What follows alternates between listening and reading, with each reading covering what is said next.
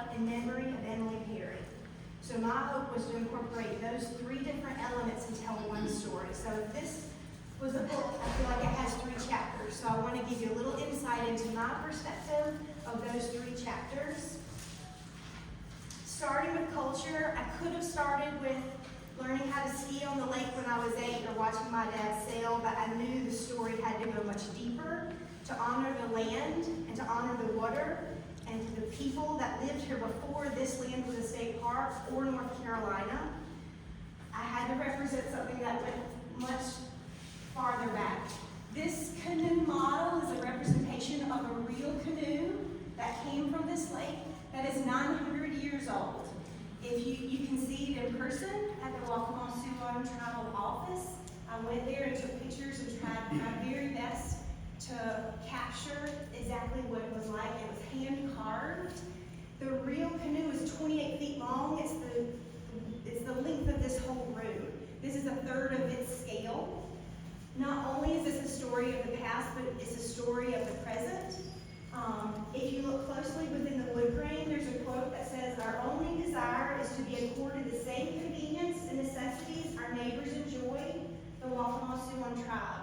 This was a quote from 5 elders in 1949 when they wrote the government not begging alms, but just trying to get equal treatment. Because unfortunately, they were not being treated equally, and it is not okay for us to treat anyone, people or animal, poorly. And it's hard to say the parts of history that are hard, but it's more important to acknowledge it, and we can change our actions for the future. My hope was to give the Waccamaw Sioux a voice by doing this and spotlighting their resilience as a tribe, the work that they are doing to restore their land with native plants, the way they invest in their people, and the way they play a vital role in our community. So that's, to me, a chapter of this story. This leads right into the next chapter. I take this quote literally to not only speak of the people and the land, but also the plants and the animals that live here. My heart is nature education, and so when I applied for this mural, I put a lot of animals in here because that's my heart, and I thought, how am I going to paint that many? I don't know, but I could not represent as much as I possibly could. So if you look in this mural, there's 34 animal species, an animal to celebrate the life of Emily Perry, one for every single year that she lived. And there's diversity within this mural. There are mammals, there's a marsupial, there's reptiles, amphibians, aquatic mollusks, land mollusks, fish, birds. I put in babies because as a mom and as a nature lover, I didn't used to like snakes and reptiles, and when I paint them, it lets me know them a little bit and helps me take some of the fear away. So there are venomous snakes and non-venomous snakes, and there are baby alligators on the mama's back. And I can't help but put in as many babies as I can. There's a baby deer, there are baby ducks. And then that also leads to the plants. My hope was to tell the story of the lake. It's an oval lake. Sometimes I skew art because I have to tell a story. Or fish that have to be seen even though they wouldn't be seen on top of the water. My hope was to show some of the forest story as well as the aquatic story, from the different types of lily pads we have and the different types of lake to the different types of trees. A little piece of longleaf pine history as they're restoring some of the natural trees. And that leads me into Emily's section, which is here. I heard she liked turtles, so I knew she had to have a whole area of turtles. And so my hope was to tell some of her story. I did not have the pleasure of knowing Emily Perry personally, but every single person that I spoke to spoke so highly of her and talked about what a treasure she was. And so my hope was that I could incorporate any little piece of information that I possibly could. There's no way this can represent her life, but just the snippets of how much she was loved by this community in the 2 years that she was here. So I started with these 4 turtles to represent the 4 years she was in the Army. Then I put 1 turtle turtle here with the number 12 hidden in it to represent the 12 years that she was in the reserves. And then these two turtles here represent the 2 years she was here and the park. It's such a beautiful place.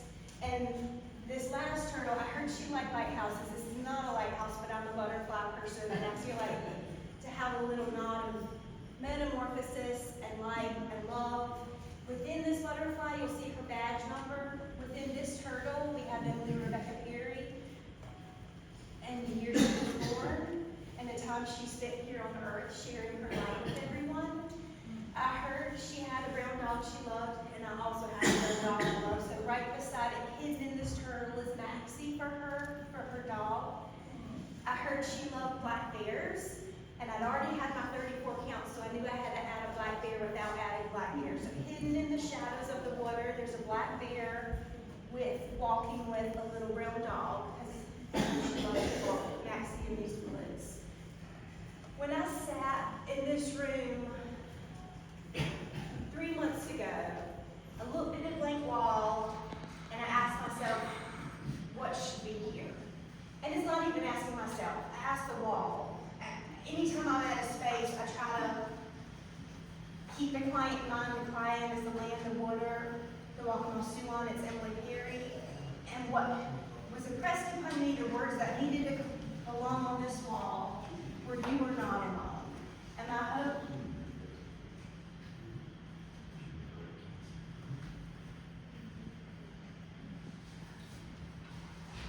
life is hard, and I hope for anyone struggling is that they know they are not alone. And I hope for the family that loves her and misses her, you are not alone. And I wanted that to be known. And that's to show her legacy as well, that these are things that shouldn't have to be dealt with alone. Like I said, I'm not an expert. I'm just a person. I'm just a painter. But that was the feeling that I felt like should be here. And that leads me, I felt like the whole flow of the mural starts with the woods, it comes down and it comes back up. And this, I feel like, someone said, why are there parrots in the mural? Well, over 100 years ago, we had parrots here. They're Carolina parakeets. And due to being mistreated and singled out because they were not understood, they were sought after. That was part of why they were extinct. And so to the Waccamaw Swan ancestors, especially to the Waccamaw Swan ancestors that didn't live in a lifetime where they had justice served to them, I wanted the message to know that they are always in our hearts. To the people that knew and loved Emily Perry, I wanted the message to know that she will always be in your hearts. And her legacy lives on, not just within this mural, but within the people that knew and loved her. And also to the wildlife that live, this is their home. When I was here, I saw deer crossing the road when I went to see the Venus flytraps. I laid on my stomach to paint snakes, and the door was open and a barn swallow flew in and flew back out. The day I painted the turtles, there was a black racer along the path. The day I painted the canoe, there was a yellow-bellied spider crossing the road. And so my hope is that we care enough about these animals to know that this is their home. May we do them justice. May we see their homes beyond just state parks, that we take our wildlife into consideration